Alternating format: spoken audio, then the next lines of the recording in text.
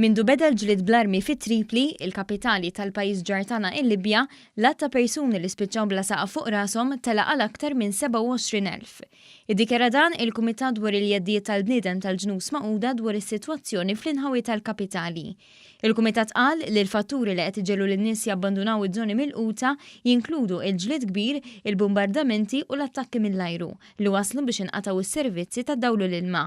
Fis-stqarrija konġunta bejn il-UNICEF u d-Direttur Ġenerali tal-Ġnus Magħquda ingħad li madwar 1800 tifel u tifla għandhom bżonn urġenti li jiġu evakwati miż-żoni milquta mill-ġlied, waqt li 7300 tifel u tifla oħra diġà nħarġu minn djarhom minħabba l-vjolenza fil-pajjiż.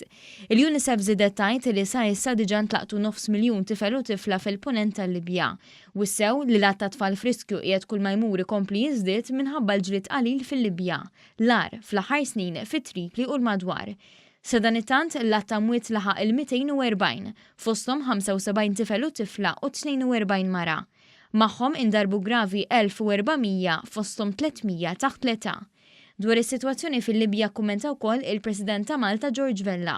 Staqsa għaliex il-Ġnus Magħquda u l-pajjiżi tal-Punent qed jalqu għajnejhom għal din is-sitwazzjoni umanitarja diżastruża li qed tiżviluppa fil-Libja. Dr. Vella qal li dan in-nuqqas qatt jiswina l-koll qares.